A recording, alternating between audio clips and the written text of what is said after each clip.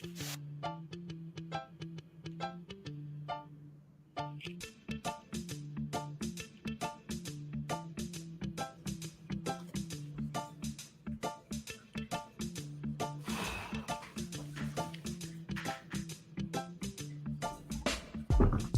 everyone, welcome to episode 187 of Dynasty Underdog. I'm your host, Ryan Dawkins. With me tonight, Billy Beeman. What's up, man? Not much, dude. Yeah, the new intro is taking some getting used to. You crushed it there. You hit it right on the drop. I like it on the drop. That's cool. You got to find your rhythm, man. Find that rhythm, brother. It's good for the video, the YouTube side of things. Like your 10-second countdown, it looks great. You're doing a really good job with the YouTube. So yeah, I'm good at Google searching and downloading stuff and chopping it up. But yeah, no, it's much better than what we had before. So it's fun for sure. All right, let's hop into some news and some nonsense. I guess like the big news, which is not like surprising, but Russell Wilson officially released from the Denver Broncos. That just didn't work out, did it? No, I would say it didn't, but I'll echo what I've said before on this podcast, that I don't think that he was really the problem in Denver. I think it was a mixture of personalities that didn't match well, and maybe just a scheme that didn't quite fit Russell Wilson. And now, I think he's in the market where he's going to be very cheap for a team to acquire him, right? Because he's getting paid already. So it's kind of an advantageous position for a team with a good situation to maybe go grab him and, have a good structure around him. So I'm excited to see where he ends up. I hope it's something like, the Steelers, somewhere that, again, has a good cast of characters that can help elevate him and he can help elevate. Yeah. I don't think he's quite washed as some other people think. I think he's got plenty left in him. If he ends up in like Minnesota, Atlanta, even Pittsburgh, I feel pretty good about that. I think from a dynasty perspective, like he's going to play and he's probably going to be just fine. So we shall see. Next one, like I'm really happy to even just like not report like I'm breaking the news, but like just to say it. But Mike Evans got the bag. What more do you want, right? What more do you want than to have a guy come in and put up 1,000 yards every single season, year in, year out? He's 30 years old, got himself a pretty big contract. I think 35 guaranteed over 2 years. Reports are they're going to try to bring Baker back. Like every time I watched him play last year, I was like, you know what? They need to just bring Baker back. Like, he fits. He seems like he fits. Bring back Mike Evans, do the whole thing, run it back. They weren't bad at all last year. I'm happy for Mike Evans, and he's earned every penny, every single penny. There's a lot of us in the dynasty community that kind of left him for dead last year, and we were just wrong, and that's okay. Yeah, me too. Mute. Thank you. Yeah, I was definitely one of those who left Mike Evans for dead there. Yeah. I still held on to a share or two, and the ones I got out of, I think I was fortunate enough to make some quality deals, but I definitely was giving that advice out, and I feel bad about it. It's an interesting spot to be in, though, now, where you kind of want to give similar advice. I don't know, because he is 30, 31 years old, and this is a 2-year $56 million deal, or whatever it was, $50 million deal. Like, can he produce the same for 2 years? And you were talking about Baker likely being back, but we just got in the Discord a report floating around about new deal for Baker Mayfield being essentially done. That's not true per multiple sources involved. That's from an ESPN report. So it's still up in the air. I think obviously Evans coming back is a good sign for Baker, and you hope that he's back there. But again, like, there's still questions. There's a lot of moving parts this offseason. Baker definitely going to want to be getting paid after this, right? So there's a lot there. Yeah. I mean, he took a pay cut to go to Carolina, and it made him look like trash. And it was more the team. But I mean, I think this whole resurgence comes back, and I talk about Baker quite a bit, but the whole resurgence comes back when he stepped off the plane there in LA and then just diced up the whole offense and went there and put up a W with like 2 days, 2 days practice. Wow, yeah, Good you for him. I forget hope he about gets that paid. saga, the Ram saga. Oh my goodness. I mean, really, I was like, whoa, look at this guy. Like, imagine him on a team that actually has like competent leadership. Like, wow, maybe he is good. There's a reason he was drafted so high. So, Yeah. uh, last thing here that has come out is Michael Pittman. He got tagged. They'll probably try to work out a long-term deal with him, I'm sure. Yeah, good news for Anthony Richardson. Obviously, trying to keep the weapons in town. So, Yeah. we like Josh Downs and word that they want to add more to that offense. I mean, please, if they were to somehow get Brock Bowers there, I mean, to the moon with all of them. But yeah, it's just good to see them trying to keep the weapons in town. If Michael Pittman left, I think we'd be a little concerned about what Anthony Richardson has available. Absolutely. All right, cool. So we just wrapped up the NFL Combine, which is like way before Dynasty, and I think that's probably one of the things that really got me interested in Dynasty is that like I could take one of my stupid, silly habits and hobbies, and then like actually apply it to some other stupid, silly hobby like Dynasty.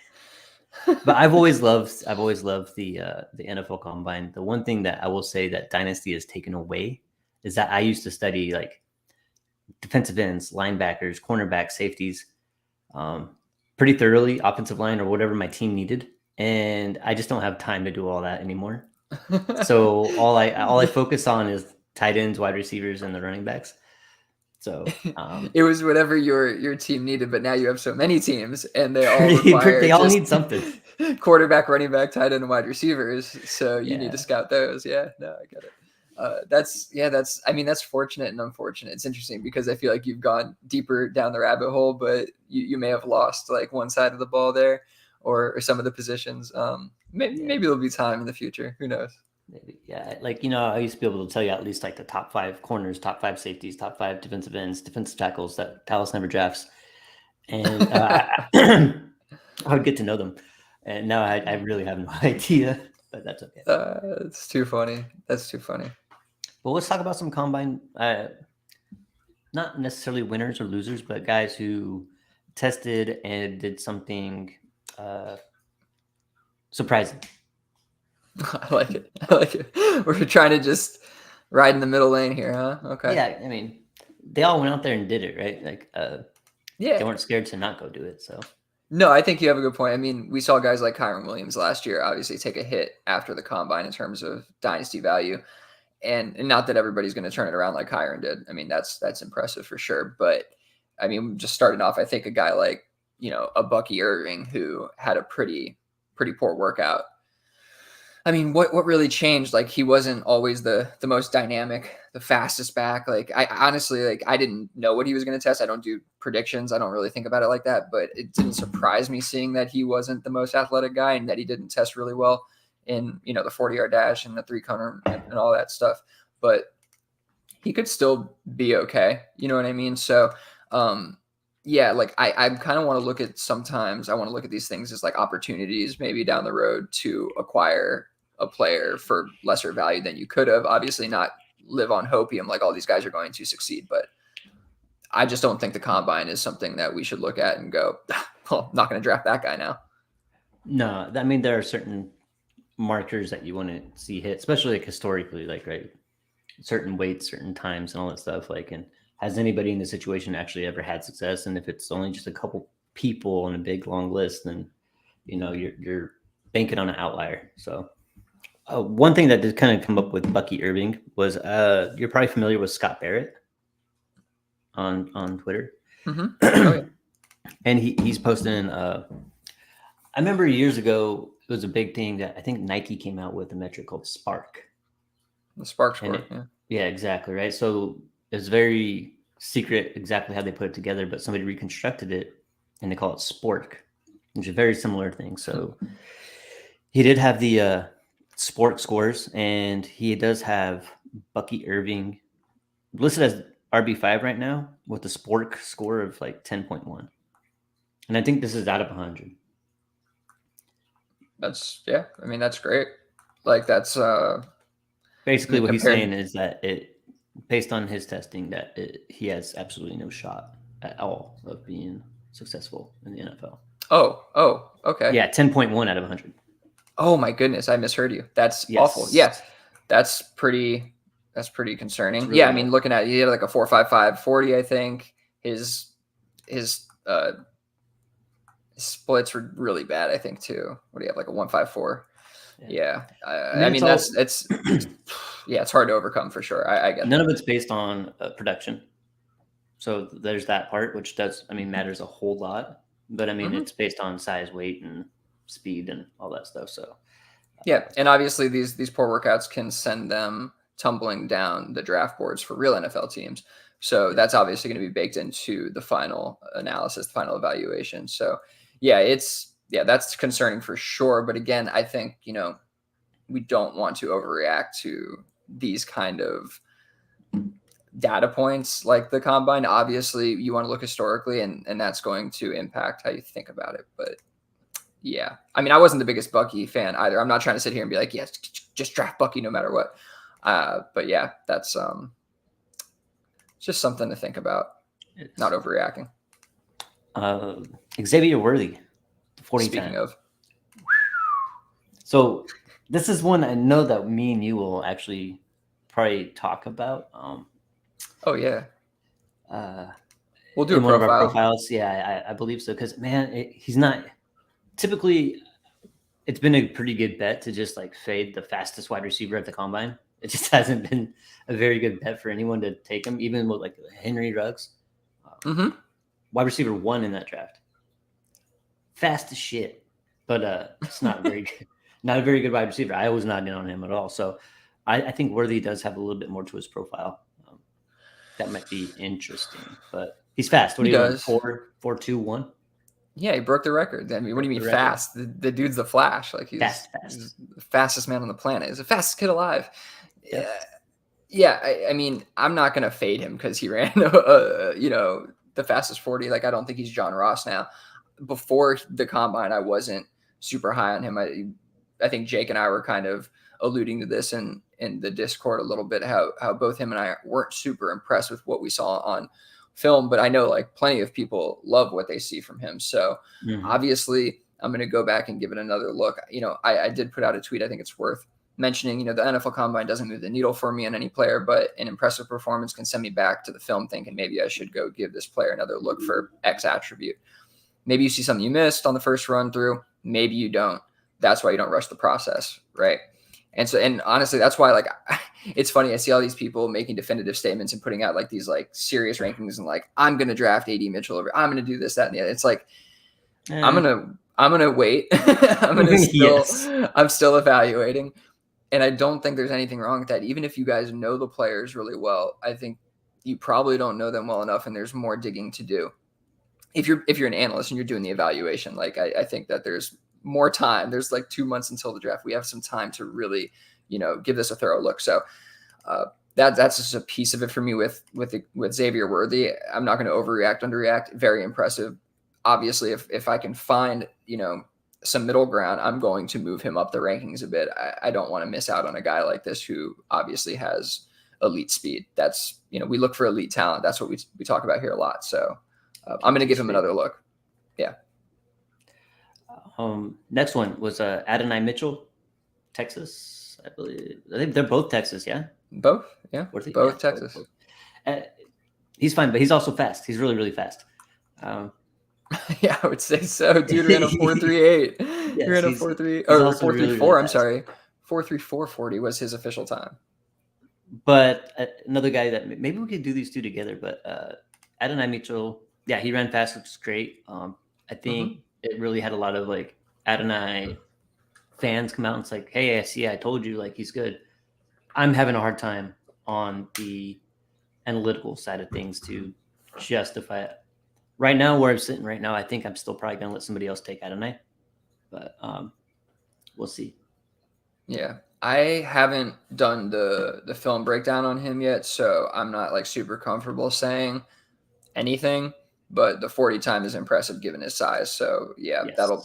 that'll be on my mind, but I'll definitely try to, leave that kind of bias out while I'm watching him. That's definitely part of this too, is again, not overreacting and trying to kind of just take it as another data point that's there and not really use it as part of the evaluation yet, because like I said, I'm not quite there yet. So yep, definitely keep an eye on that.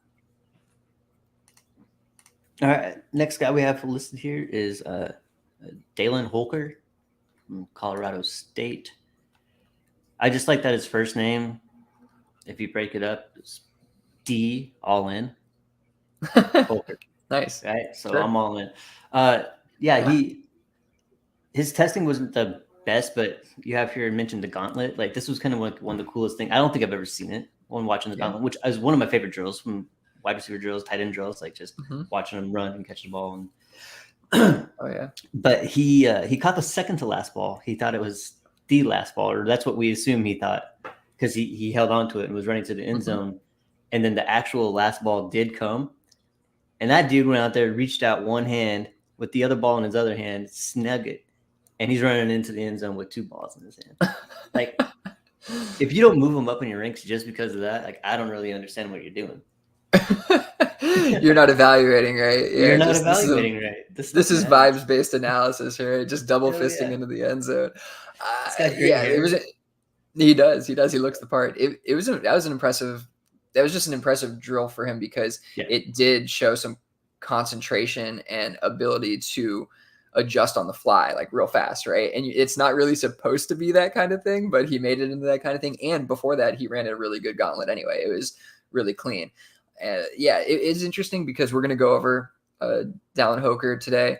Dallin, I don't know how you say his first name, but we're going to go over Holker today in our prospect profile, so I don't want to get too deep into it. But the combine definitely made me say, and you'll hear in my profile, it made me say to myself, I need to go back and look a little bit at his ability to evade and the yak ability. I need to go back and see that, because that's kind of where he took a hit, but he looked really like a smooth mover.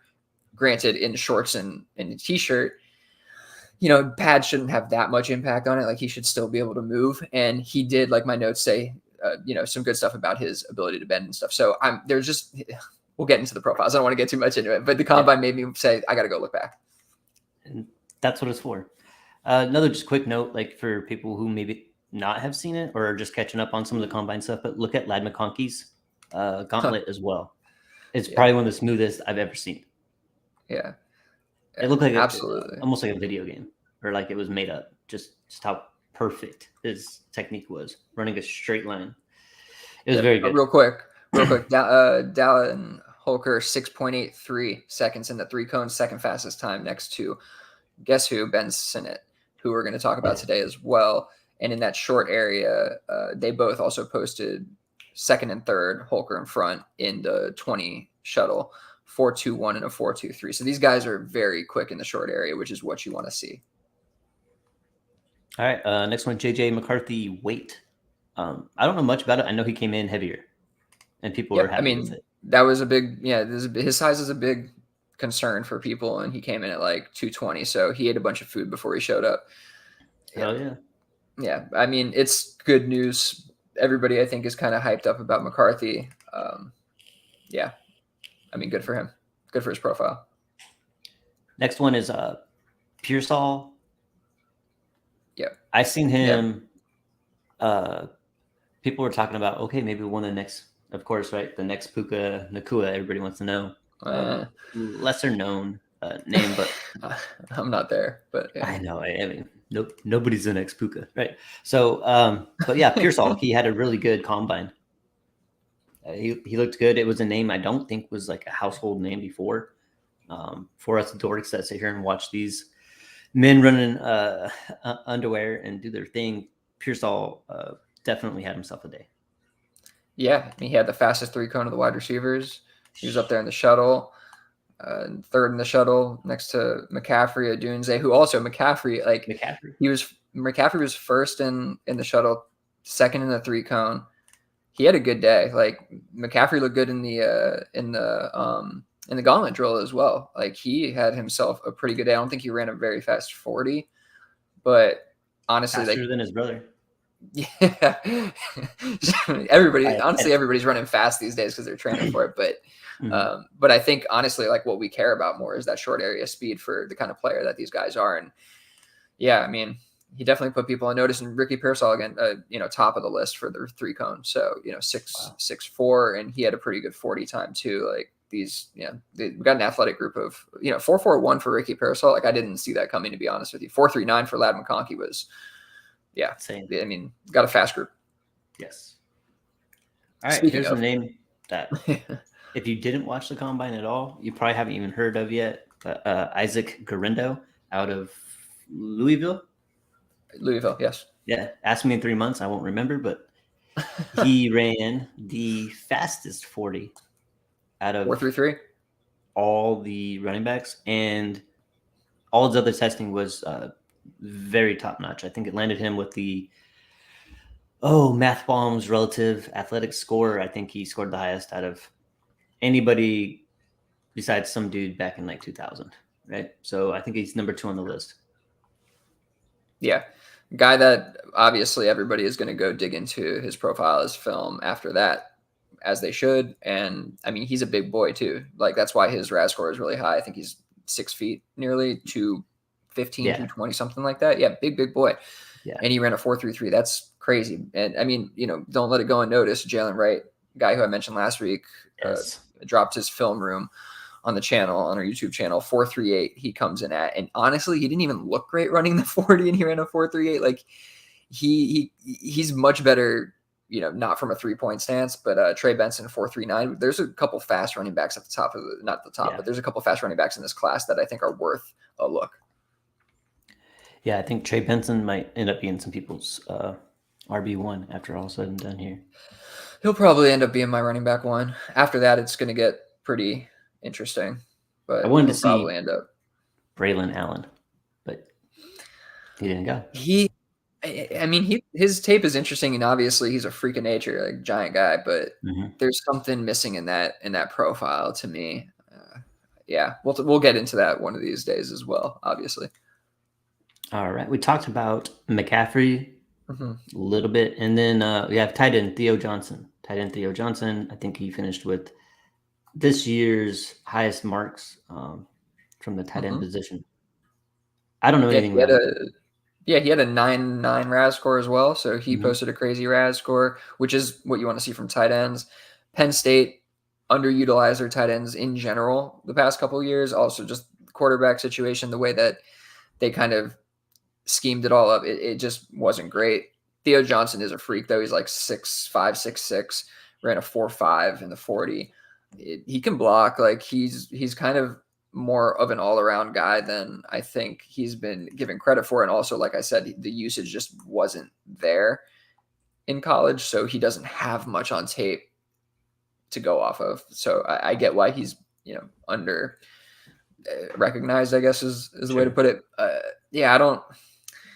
He's interesting as hell. He is. There's so little there to go off of. It's hard to gauge if he can really be something. But I know he posted pretty much like Jimmy Graham athletic numbers. Yeah. First thing that came to mind was last year's Darnell Washington, and he went to Pittsburgh. He moves a lot better than he moves better than Darnell Washington. I'm just he had like I think like a 9.9 or something like that RAS. But he ended up going to a place that had like an established tight end.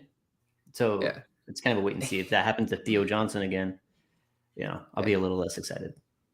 That's fair. I mean, same. I'll be less excited if he goes somewhere with a staple tight end, but I do think that he has a lot more potential than Darnell Washington, not because he's more athletically gifted or anything like that, but because he's just more of a fluid player. Darnell Washington is like an offensive lineman trying to play tight end. Yeah. All right. I don't know why I'm arguing about Theo Johnson like it's going to matter, but anyway. Yeah, well, who knows? You never know. You never know. Next one was for me, Cowboys hopeful. Audric Esteem. Cowboys hopeful. For me, I mean, I don't really know about the rest of the nation, but he was one of those guys that I figured, hey, sometime in the 3rd round or whatever.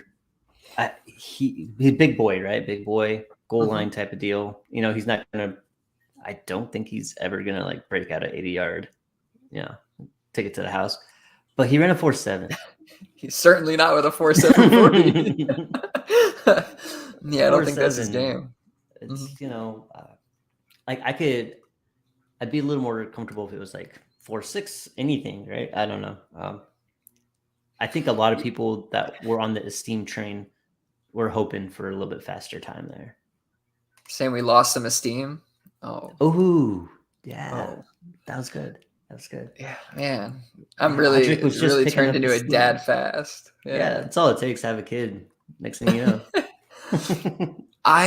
Yeah, Estime is a tough one for me because he really does possess a lot of traits that the NFL is going to like really good contact balance. One of the best blockers in the class for sure.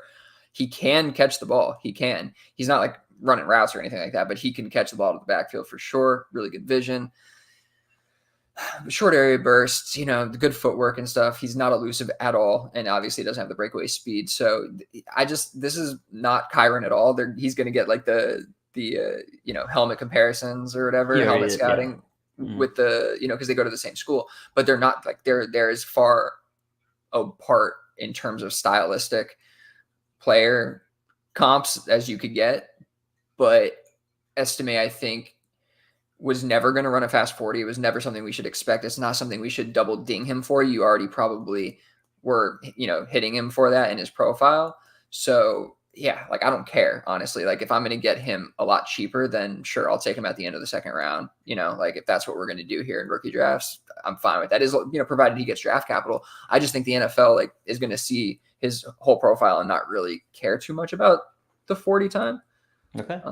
That's where I'm at with it. I think he's a good player. I really do.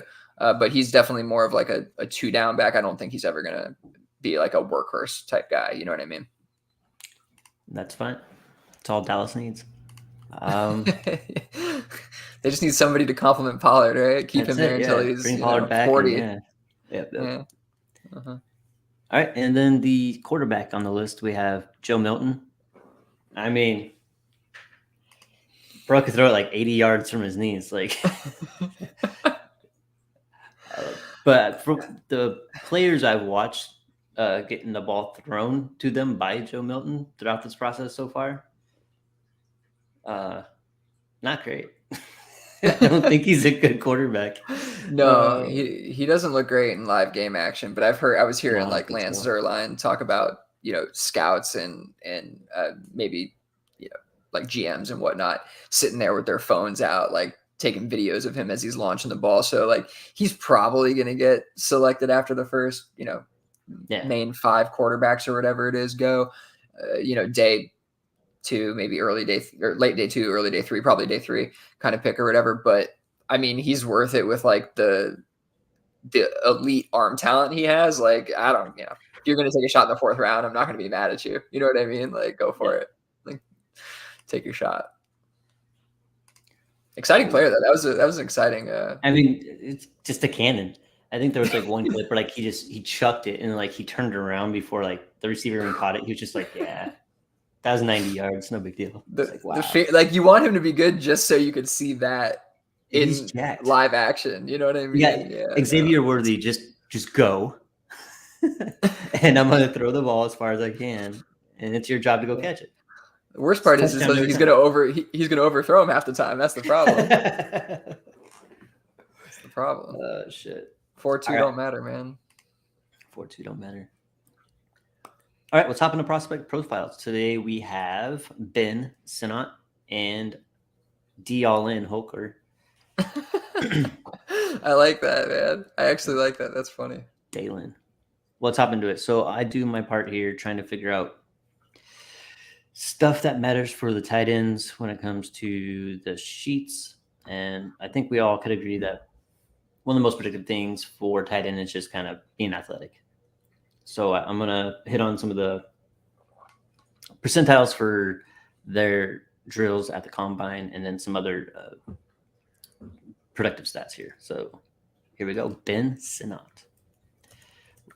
Came in at 6'3", 254, which is pretty good size for productive tight ends. He ran a 4.6, 840, which puts him at 74th percentile for the class. 99 percentile vertical, 95 percentile 3 cone, 96th percentile broad jump. pretty damn athletic, fluid, can really move in short areas, which is great. And you ran 4.6 under 4.7. It's pretty decent speed for a guy 6'3", 254. For pass blocking, I pulled this from the PFF data that you gave me, which I just kind of thought it'd be interesting to see how often these guys were asked to be blockers and just kind of compare. 8.5% pass block rate. In the slot, his slot rate was 34.4%, and out wide was 6.1%, which I think is probably not too crazy for your modern day tight end, right? It kind of lines up. He posted 1.8 yards per route run versus man, 1.97 yards per route run versus zone. Both decent numbers for tight end here. 48.7% of his total yards from last year came after the catch. This is something I was hoping to kind of really contrast between Holker and Sinnott, but you'll see it doesn't really set them apart that much. Yards after the catch per catch, 6.8. And in his final year of college, 49 catches, 669 yards, 6 touchdowns, and that was his third year of college. Next up is Dallin Holker. Similar size, he's 6'3", 241. Ran a bit slower. He ran a 4.78 40, which puts him at 48th percentile, 44th percentile vertical, 94% 3-cone, 87% broad jump. Not quite as athletic as Sinnott, but not too shabby. We have a 6.1 pass block rate compared to Sinnott's 8.5%. The slot rate was 49.2%, so he's in the slot a whole lot. And then with the rest of his time, he's out wide 23%. So really looking at this guy, Holker, if you take every single tight end that is listed as draft eligible this year from the PFF data, he ran more routes and was on the field more plays than any of the rest of them. Yes. Yeah. Very, very much like, I mean, I'm not comparing him to Trey McBride, but it's the same. No, I'm just saying it's the same school, same position, and it seems like they try to focus on that position quite a bit, being a big key element of their offense. I'll let you have your fun. I'll let you have your fun. I'm just saying. And then, so yeah, wide rate was 23%, which is kind of interesting. Yards per route run versus man was 1.96. Yards per route run versus zone, 1.24. 49.4% of his total yards came after the catch. So both these dudes are pretty much 50% of the yards that they're picking up comes after the catch, which is it's good, right? They're not like late day Jason Witten where they just catch the ball and fall down. They're out there fighting for yards, which you absolutely love to see. Yards after the catch per catch was 5.9 in his final year, his fourth year. I think he went to BYU for 3 years and then CSU his final year.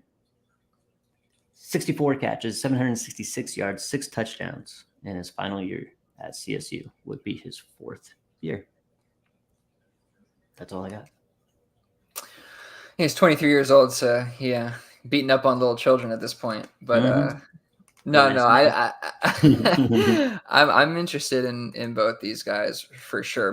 Much more Sinnott, and I think honestly the data kind of lines up with what I saw. Right, he's a little bit more fluid of a mover, and he's bigger, and he's a better blocker.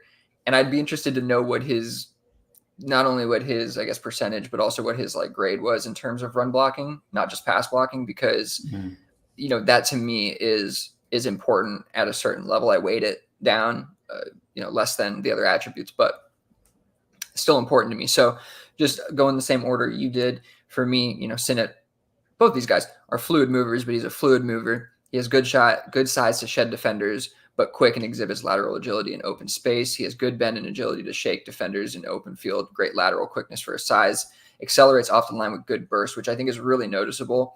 There's, I'm gonna release a film room soon, and it's one of the things that pops. Like he jumps off the line and hits a move real quick, which isn't something a lot of tight ends do. He shows a good bit of nuance in terms of route running. Again, something not a lot of tight ends really showcase.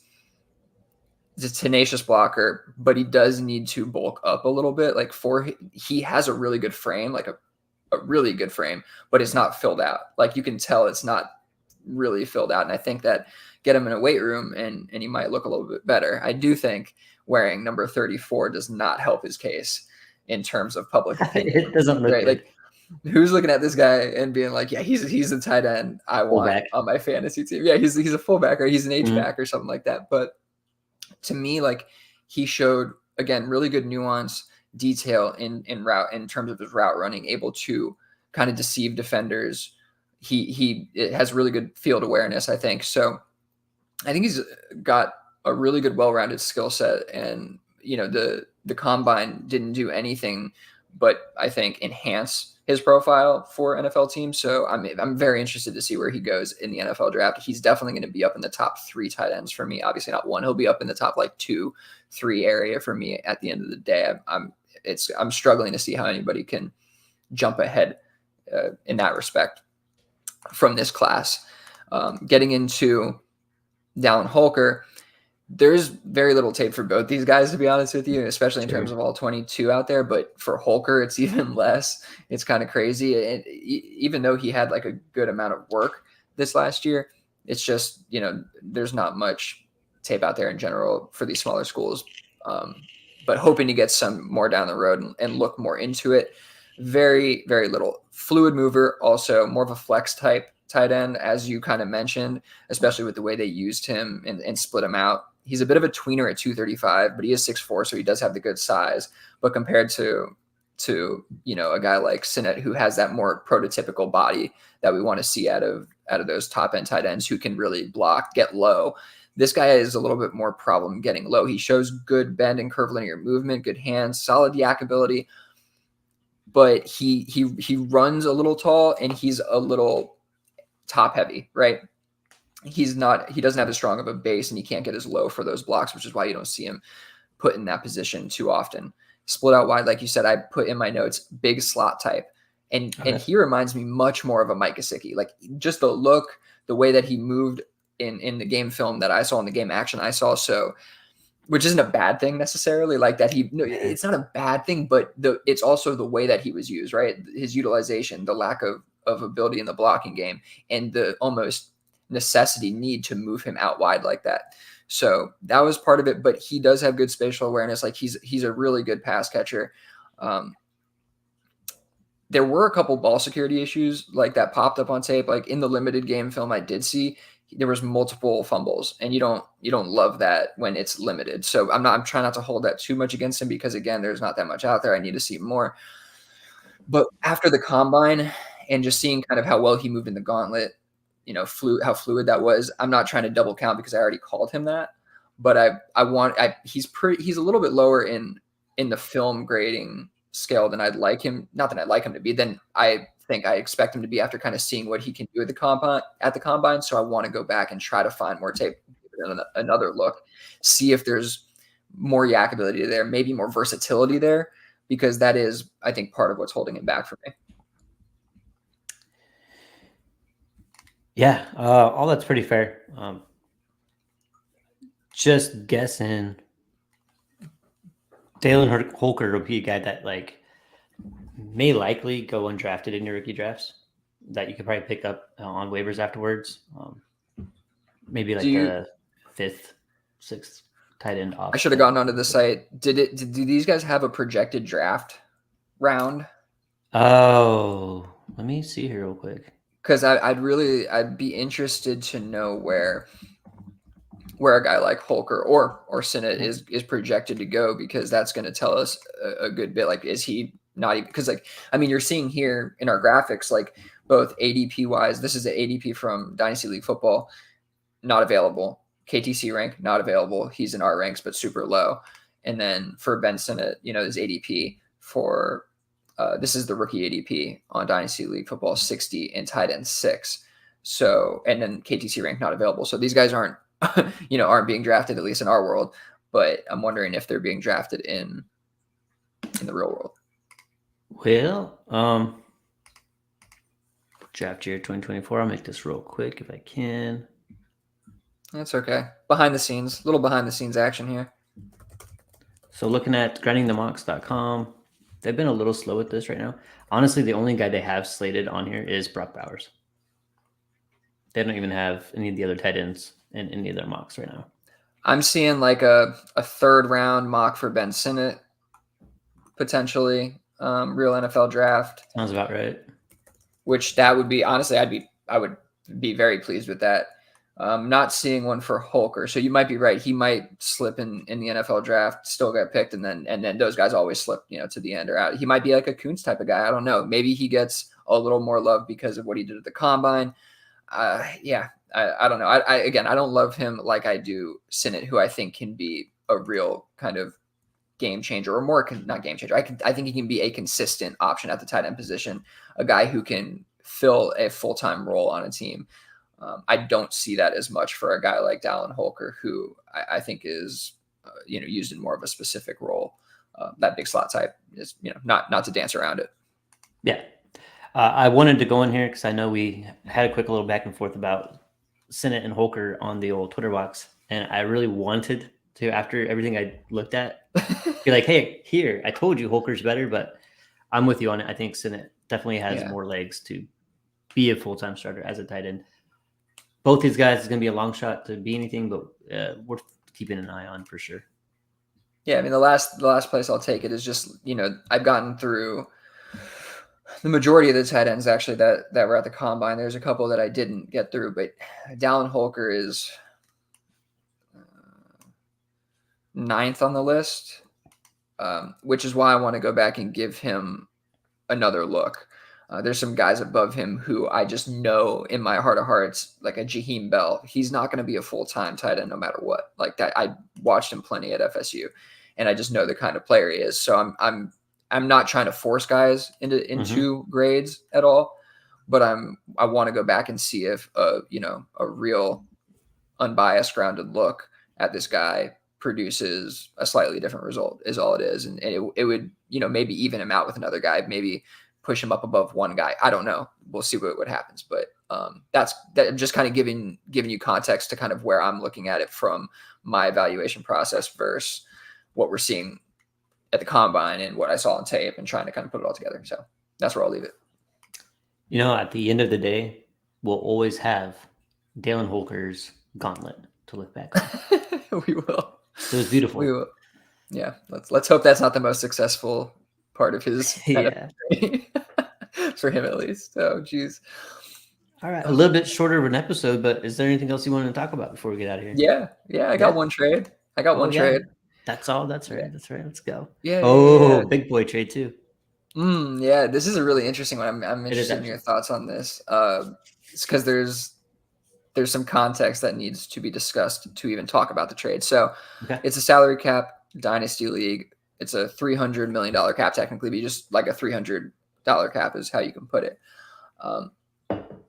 And it's a contract league. So you can, if you have a player on your team this year for $30, but he was on a 1-year deal, you have to either re-sign him or let him go. If you want to re-sign him, there are some options.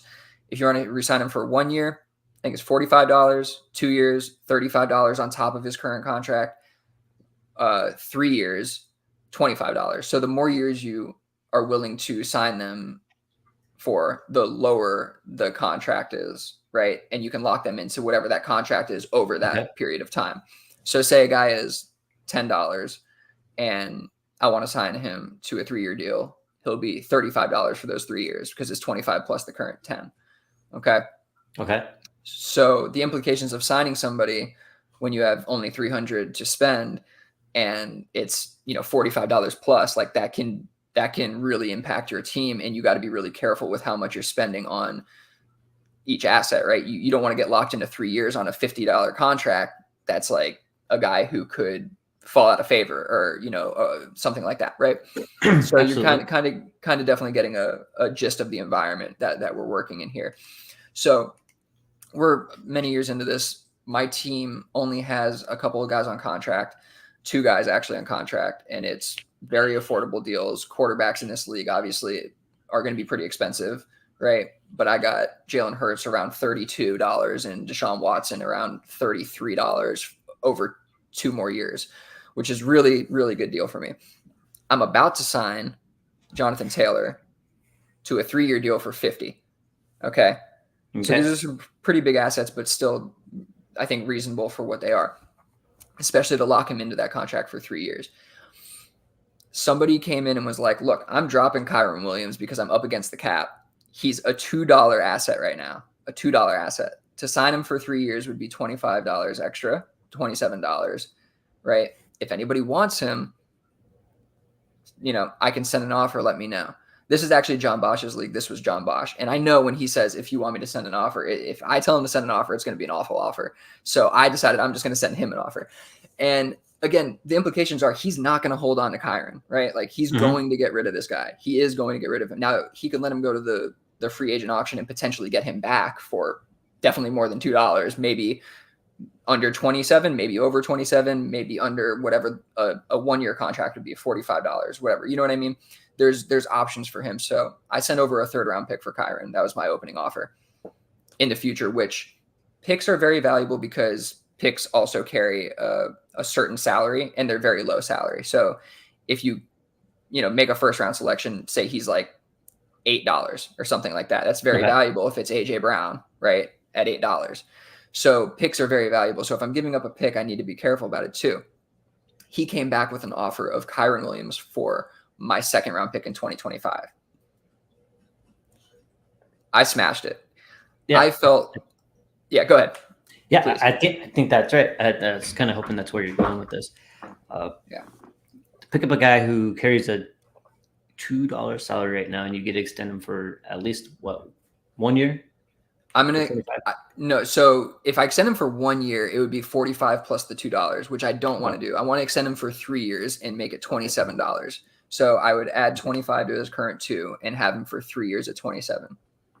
Okay. I think it's a good deal. I think even in just like a regular dynasty league, like a 25-second for Kyren, that's ridiculous. Probably a smash, right? So this one has more implications. It's taking funds from your general pot, but I think at the end of the day, I think it's a pretty good trade for you. Yeah, I think the only concern is for me locking myself into Kyren at $27. Is he going to be the same guy for 3 years? Like, am I going to regret that on the 3rd year of that deal? Which if I want to get out from him, I either have to trade him, and if I cut him, I'm still holding 50% of his salary. So this is like, there's implications all around, right? Like, so it's like, I'm giving up a valuable asset. Go ahead. Sorry. There's a really good chance that Kyren had his best year last year. So it's a little risky, but I mean, it doesn't seem like it's a huge amount of your total budget. So I think it's worth it. Yeah, I mean, I agree. In terms of budget, it's killer. Yeah, I feel like I'm overvaluing the 25-second in my head because it's really not worth that much, I guess, in the grand scheme, especially if I can lock in, like I'm locking in JT, Kyren, I have Hurts and Watson. And then if I can fill my team up with some affordable assets in the free agent auction, then I think I'm cooking with some gas. And yeah, no, I think I like it too. It was an interesting one, actually. I think I got away with a little bit of thievery there. And my idea was like, he posted that and I figured somebody else would jump on it. So I was like, let me just get in there and see if I can make something happen.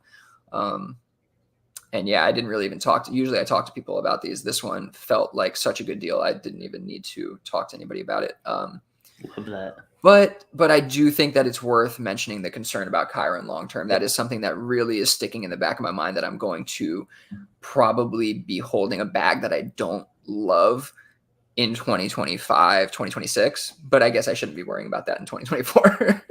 Yeah. I mean, yeah, hopefully he picks up where he left off last year.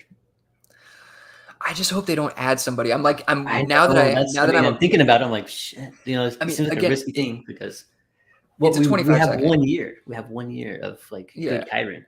So yeah. And again, it's a 25-second. So and again, the second round, the picks in general are more valuable in this league because they carry such a low salary.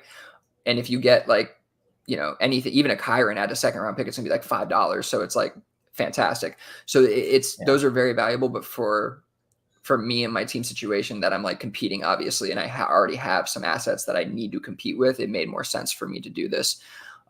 But yeah, John Bosch just keeps stacking up picks and wheeling and dealing like he does. So yeah, fun league, fun trade. I thought it was a little bit of a different trade than we usually talk about because of the salary cap implications. So yeah, if anybody has any questions about auction strategy, salary cap leagues, yeah, we got Billy's to your go over guy. that, man. It just it's with him all the time. So hit Yeah, him we up. should do an episode down the road after we get over the prospect hump and talk about some of the auction strategy. Just not an episode, but we're good at doing quick segments on that kind of Yep. stuff, and We'll do it again. those are always fun. But yeah, everybody check out our YouTube channel. We just dropped the prospect profiles.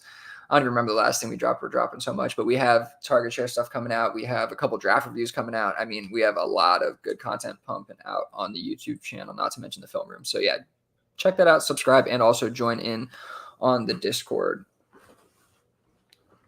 All right. Go ahead and follow us on Twitter, Dynasty Underdog at Uriah Dawkins at WillieBeemanTFF. Join our Discord. Check out the YouTube. Most importantly, have a good night. Peace out. Peace out.